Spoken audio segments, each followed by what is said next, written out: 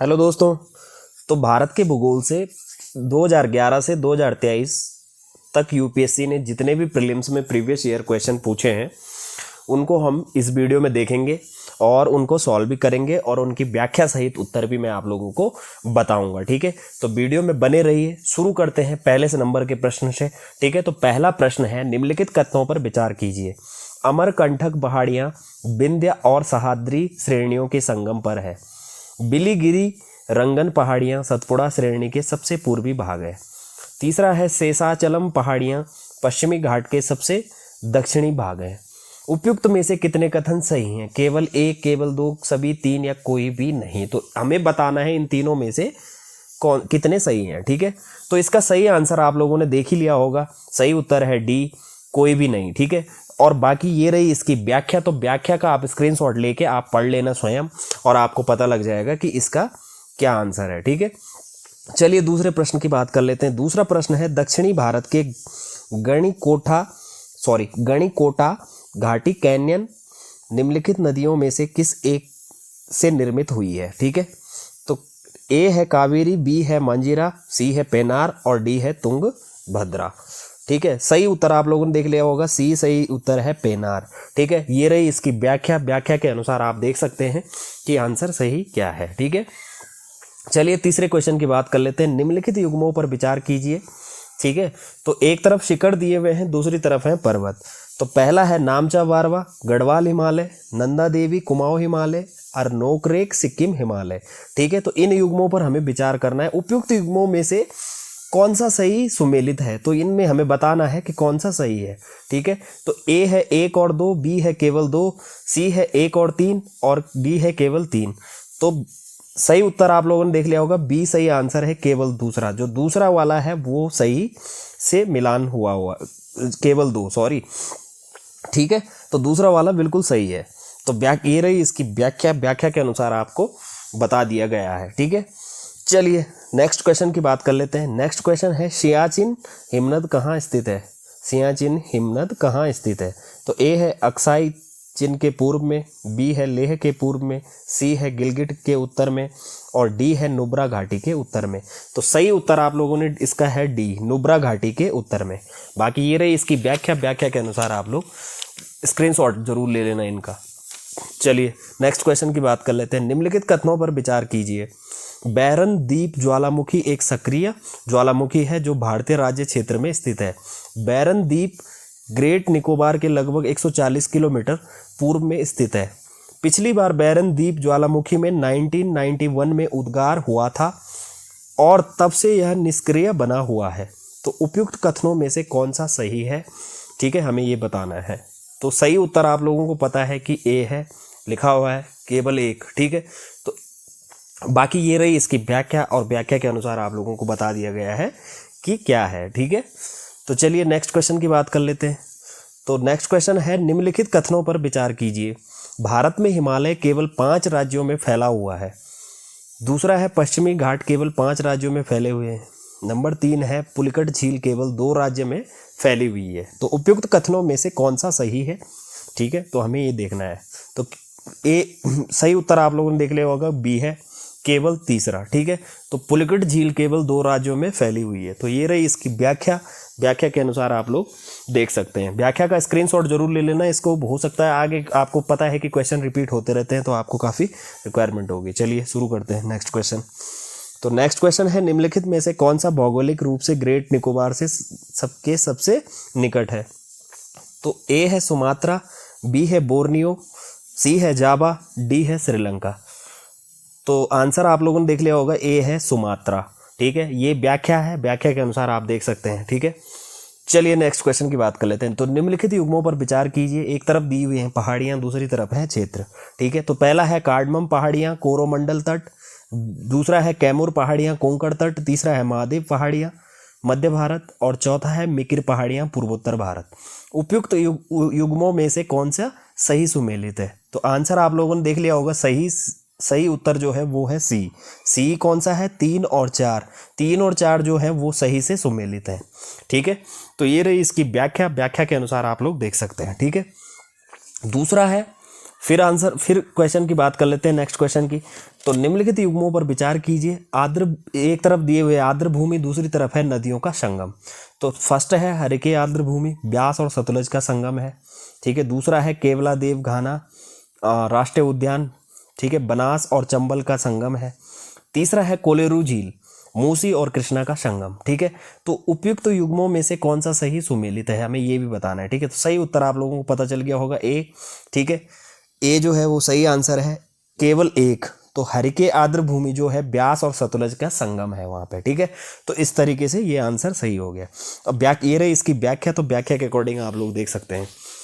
Next question की बात कर लेते हैं। निम्नलिखित द्वीपों में युग्मों में से कौन सा एक 10 अंश जलमार्ग द्वारा आपस में पृथक किया जाता है। तो ए है अंडमान एवं निकोबार, बी है निकोबार एवं सुमात्रा, सी है मालदीव एवं लक्षद्वीप और डी है सुमात्रा एवं जावा। तो सही उत्तर है इसका ए, अंडमान एवं निकोबार, ठीक है। ये रही इसकी व्याख्या, व्याख्या के अनुसार आपको पता चल जाएगा, ठीक है। इसको व्याख्या को जरूर पढ़ लीजिएगा। अच्छा, नेक्स्ट क्वेश्चन की बात कर लेते हैं। निम्नलिखित कथनों पर विचार कीजिए। प्राकृतिक गैस गोंडवाना सशस्त्रों में पाई जाती है, ठीक है। अब्रक प्रचुर मात्रा में कोडरमा में पाया जाता है। धारवाड़ खनिज तेल के लिए प्रसिद्ध है। उपयुक्त कथनों में से कौन सा सही है, यही हमें बताना है। सही उत्तर है इसका बी, ठीक है। बी कौन सा है, केवल दूसरा। तो अब्रक प्रचुर मात्रा में कोडरमा में पाया जाता है, तो ये वाला सही पॉइंट है, ठीक है। ये व्याख्या है, व्याख्या को आप लोग देख सकते हैं। अच्छा, नेक्स्ट क्वेश्चन की बात कर लेते हैं। जब आप हिमालय की यात्रा करेंगे तो आप निम्नलिखित को देखेंगे। गहरे खड्ड, ठीक है। दूसरा है यू घुमाव वाली नदी मार्ग, तीसरा है समांतर पर्वत श्रेणियाँ, चौथा है भूस्खलन के लिए उत्तरदायी तीव्र ढाल प्रवणता। तो उपयुक्त में से कौन से हिमालय के तरुण वलित पर्वत नवीन मोड़दार पर्वत के साक्ष्य कहे जा सकते हैं। तो सही उत्तर है इसका डी, आप लोगों को पता है 1, 2, 3 और 4, ठीक है। तो ये रही इसकी व्याख्या, व्याख्या के अनुसार आप लोग देख सकते हैं, ठीक है। चलिए बात कर लेते हैं नेक्स्ट क्वेश्चन की। तो निम्नलिखित कथनों पर विचार कीजिए। झेलम नदी बुल्लड़ झील से होकर जाती है। दूसरा है कृष्णा नदी सीधे कोलेरू झील का भरण करती है। तीसरा है गंडक नदी के विसर्पण से कांवर झील निर्मित हुई है। तो उपयुक्त में से कितने कथन सही हैं, ठीक है। 3 कथनों में से कितने कथन सही हैं। तो सही उत्तर आप लोगों ने देख लिया होगा, केवल एक, ठीक है। तो केवल एक कथन सही है। और ये रही इसकी व्याख्या, व्याख्या के अनुसार आप लोग देख सकते हैं कि कौन सा कथन इसका सही है। तो कथन जो पहला वाला, जो ये वाला है, कथन 1 है, वो सही है, ठीक है। चलिए, तो व्याख्या के अनुसार आप लोगों ने देख लिया होगा। नेक्स्ट क्वेश्चन की बात कर लेते हैं। तो सिंधु नदी प्रणाली के संदर्भ में निम्नलिखित 4 नदियों में से 3 नदियां इनमें से किसी एक नदी में मिलती है जो सीधे सिंधु नदी से मिलती है। निम्नलिखित में से वह नदी कौन सी है जो सिंधु नदी से सीधे मिलती है, ठीक है। तो चेनाब है, झेलम है, रावी है या सतलज है। तो सही उत्तर है इसका डी, सतलज। ये रही इसकी व्याख्या, व्याख्या के अनुसार आप देख सकते हैं, ठीक है। Next question. भारत के संदर्भ में डीडवाना, कुचामन, सरगोल और खाटू किसके नाम है। हिमनद के, गरान के, रामसर क्षेत्र के या लवण झील के। तो सही उत्तर है डी, लवण झील के। ये रही इसकी व्याख्या, व्याख्या के अनुसार आप लोग देख सकते हैं, ठीक है। Next question. निम्नलिखित नदियों पर विचार कीजिए। ब्राह्मणी, नागावली, सुवर्णरेखा और वंशधारा। तो उपयुक्त में से कौन सी नदियां पूर्वी घाट से निकलती हैं, तो हमें ये बताना है, ठीक है। तो कौन सा आंसर सही है। तो सही उत्तर बी है इसका, 2 और 4, ठीक है। नागावली और वंशधारा, ठीक है। ये रही इसकी व्याख्या, ठीक है। तो चलिए नेक्स्ट क्वेश्चन। निम्नलिखित युग्मों पर विचार कीजिए। एक तरफ हिमनद दिए हुए हैं, दूसरी तरफ नदी है, ठीक है। तो फर्स्ट है बंदरपूंछ यमुना, 12 सिगरी चेनाब, मिलम मंदाकिनी। ये मिलाम लिखा हुआ है लेकिन है ये मिलम, ठीक है। मंदाकिनी, सियाचिन, नुब्रा, जेमू, मानस, ठीक है। तो उपयुक्त में से कौन सा सही सुमेलित है। तो इसका सही आंसर है ए, 1, 2 और 4 क्या है, सही सुमेलित हैं। ये रही इसकी व्याख्या, व्याख्या के अनुसार आप पढ़ सकते हैं। Next question. निम्नलिखित में से कौन सी एक कृत्रिम झील है। तो कोडाई कनाल तमिलनाडु में, कोलेरू आंध्र प्रदेश में, नैनीताल उत्तराखंड में और रेणुका हिमाचल प्रदेश में। तो कृत्रिम झील के बारे में पूछा गया है। तो सही उत्तर है इसका ए, कौन सा? कोडाई कनाल जो तमिलनाडु में है वही कृत्रिम झील है। ठीक है, तो ये व्याख्या है, व्याख्या के अनुसार आप पढ़ सकते हैं। अच्छा, तीस्ता नदी के संदर्भ में निम्नलिखित कथनों पर विचार कीजिए। तीस्ता नदी का उद्गम वही है जो ब्रह्मपुत्र का है, लेकिन यह सिक्किम से होकर बहती है। रंगीत नदी की उत्पत्ति सिक्किम में होती है और यह तीस्ता नदी की एक सहायक नदी है। तीसरा है तीस्ता नदी भारत एवं बांग्लादेश की सीमा पर बंगाल की खाड़ी में जा मिलती है। तो उपयुक्त कथनों में से कौन सा सही है हमें बताना है। ठीक है, सही उत्तर है इसका बी में क्या है? केवल दूसरा, रंगीत नदी की उत्पत्ति सिक्किम में होती है और यह तीस्ता नदी की एक सहायक नदी है। तो ये रही इसकी व्याख्या के अनुसार आप पढ़ सकते हैं। ठीक है, चलिए नेक्स्ट क्वेश्चन, निम्नलिखित में से कौन सी ब्रह्मपुत्र की सहायक नदियां हैं? ठीक है, तो दिबांग, कमेंग और लोहित। तो नीचे दिए गए कूट का प्रयोग कर सही उत्तर को चुनिए। तो सही उत्तर आप लोगों ने देख लिया होगा डी, 1 2 3। तो तीनों क्या हैं? ब्रह्मपुत्र की सहायक नदियां हैं। ये इसकी व्याख्या को आप पढ़ सकते हैं। ठीक है, नेक्स्ट क्वेश्चन, हाल ही में निम्नलिखित नदियों में से किनको जोड़ने का कार्य किया गया था? तो कावेरी और तुंगभद्रा, गोदावरी और कृष्णा, महानदी और सोन, नर्मदा और ताप्ती। तो सही उत्तर है इसका बी, गोदावरी और कृष्णा को। ये इसकी व्याख्या है, व्याख्या के अनुसार आप देख सकते हैं। ठीक है, चलिए बात कर लेते हैं नेक्स्ट क्वेश्चन की। तो निम्नलिखित नदियों पर विचार कीजिए। तो वंशधारा, इंद्रावती, प्राणहिता और पेन्नार। तो उपयुक्त में से कौन सी गोदावरी की सहायक नदियां हैं? तो हमें आंसर बताना है। इसका आंसर है सही डी, केवल 2 और तीसरा। ठीक है, तो इंद्रावती और प्राणहिता क्या है? गोदावरी की सहायक नदियां हैं। ठीक है, ये है इसकी व्याख्या आप पढ़ के देख सकते हैं। ठीक है, चलिए नेक्स्ट क्वेश्चन, तो निम्नलिखित नदियों पर विचार कीजिए। बुराक, लोहित और सुबनसिरी। तो उपयुक्त में से कौन सी अरुणाचल प्रदेश से होकर बहती है? तो ये बताना है हमें। तो इसका सही उत्तर आप लोगों ने देख लिया होगा बी है, केवल 2 और 3। तो लोहित और सुबनसिरी क्या है? अरुणाचल प्रदेश से होकर बहती हैं। ये इसकी व्याख्या है, व्याख्या को पढ़ के आप देख सकते हैं। अच्छा, नेक्स्ट क्वेश्चन, नर्मदा नदी पश्चिम की ओर बहती है जबकि अधिकांश अन्य प्रायद्वीपीय बड़ी नदियां पूर्व की ओर बहती हैं, ऐसा क्यों है? तो यह एक रेखीय विभ्रंश रिफ्ट घाटी में बहती है। यह विंध्य और सतपुड़ा के बीच बहती है।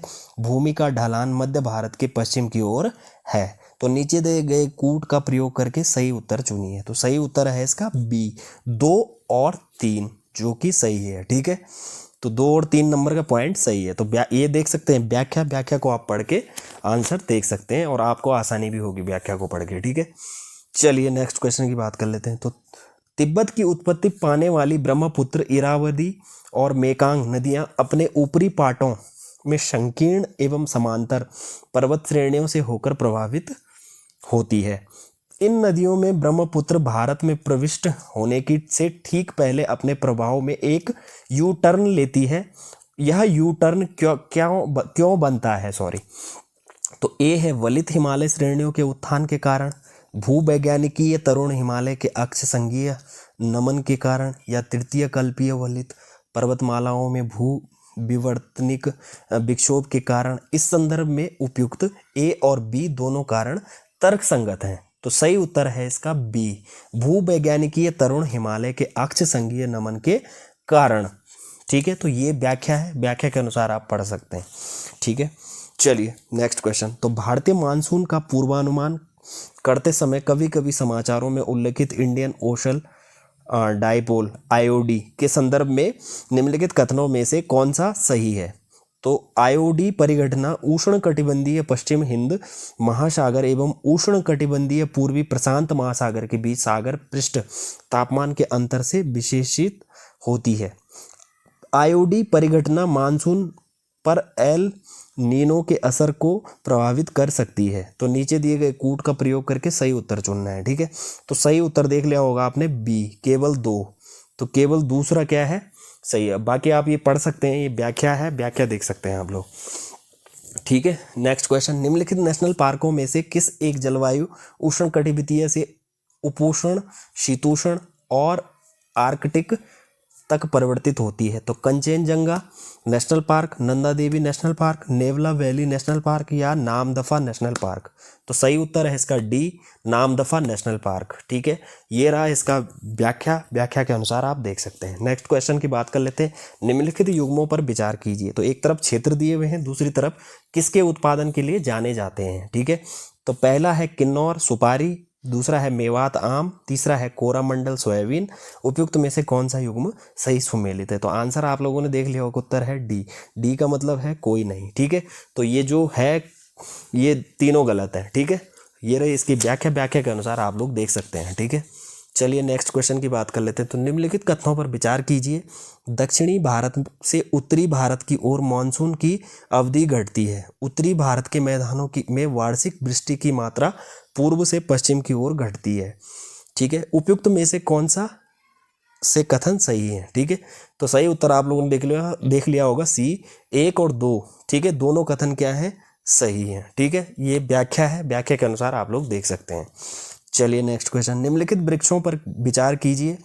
कटहल, महुआ और सांगौन, उपयुक्त में से कितने पर्णपाती वृक्ष हैं? ये बताना है हमें। ठीक है, तो सही उत्तर आप लोगों ने देख लिया होगा, बी केवल 2। और ये व्याख्या है, तो कौन कौन से व्याख्या में लिखा हुआ है आप लोग व्याख्या को अच्छे से पढ़िए। हो सकता है कि क्वेश्चन रिपीट होते हैं, तो व्याख्या से आपको काफ़ी हेल्प मिलेगी। समझ गए? एक हिसाब से रिवीजन हो जाएगा आप लोगों को। चलिए नेक्स्ट क्वेश्चन की बात कर लेते हैं। निम्नलिखित राज्यों पर विचार कीजिए। छत्तीसगढ़, मध्य प्रदेश, महाराष्ट्र, ओडिशा। ठीक है, उपयुक्त राज्यों के संदर्भ में राज्य के कुल क्षेत्रफल की तुलना में वन आच्छादन की प्रतिशतता के आधार पर निम्नलिखित में से कौन सा सही आरोही क्रम है? ठीक है, तो आरोही क्रम सही बताना है हम लोगों का। सही उत्तर है इसका सी, आप लोगों ने देख लिया होगा, 3 2 4 1। ठीक है, ये रही इसकी व्याख्या के अनुसार आप लोग पढ़ सकते हैं। Next question. भारत में निम्नलिखित में से किस एक वन प्रारूप में सागौन टीक एक प्रभावी वृक्ष स्पीसीज है? तो उष्ण कटिबंधीय आर्द्र पर्णपाती वन, उष्ण कटिबंधीय वर्षा वन या उष्ण कटिबंधीय कंटीली झाड़ी वन और घास स्थल युक्त शीतोष्ण वन? तो सही उत्तर है इसका ए, उष्ण कटिबंधीय आर्द्र पर्णपाती वन। और ये है इसकी व्याख्या, तो व्याख्या आप लोग पढ़ सकते हैं। ठीक है, चलिए नेक्स्ट क्वेश्चन। भारत के निम्नलिखित क्षेत्रों में से किस एक में मैंग्रोव वन, सदापर्णी वन और पर्णपाती वनों का संयोजन है? तो उत्तर तटीय आंध्र प्रदेश, दक्षिण पश्चिम बंगाल, दक्षिणी सौराष्ट्र, अंडमान और निकोबार द्वीप समूह। तो सही उत्तर क्या है इसका? डी, अंडमान निकोबार द्वीप समूह। ये इसकी व्याख्या है, व्याख्या को आप लोग पढ़ के देख सकते हैं। ठीक है, तो चलिए नेक्स्ट क्वेश्चन की बात कर लेते हैं। तो निम्नलिखित राज्यों पर विचार कीजिए। अरुणाचल प्रदेश, हिमाचल प्रदेश, मिजोरम। तो उपयुक्त राज्यों में से किसमें उष्ण कटिबंधीय आर्द्र सदापर्णी वन होते हैं? तो कौन से प्रदेश में ये वन है? ठीक है, तो सही उत्तर है सी, केवल 1 और 3, अरुणाचल प्रदेश में और मिजोरम में। ठीक है, ये इसकी व्याख्या है, व्याख्या को आप पढ़ के देख सकते हैं। ठीक है, चलिए नेक्स्ट क्वेश्चन की बात कर लेते हैं। यदि आप हिमालय से होकर यात्रा करते हैं तो आपको वहां निम्नलिखित में से किन पादपों की प्राकृतिक रूप में उगते हुए दिखने की संभावना है? बांज, ये बुरोंस लिखा हुआ है लेकिन बुरांस होगा, बुरांस, चंदन। तो नीचे दिए गए कूट का प्रयोग कर सही उत्तर चुनिए। तो सही उत्तर है इसका ए, बांज। ठीक है, और ये रही इसकी व्याख्या, तो व्याख्या को आप लोग पढ़ सकते हैं। Next question. निम्नलिखित राज्यों में से किस राज्य में ऐसी सर्वोपयुक्त जलवायु विषयक स्थितियां उपलब्ध हैं जिसमें न्यूनतम लागत के आर्किड की विविध किस्मों की खेती हो सकती है और वह इस क्षेत्र में निर्यात उन्मुख उद्योग विकसित कर सकता है? तो ए है आंध्र प्रदेश, बी है अरुणाचल प्रदेश, सी है मध्य प्रदेश और डी है उत्तर प्रदेश। सही उत्तर है इसका बी, अरुणाचल प्रदेश।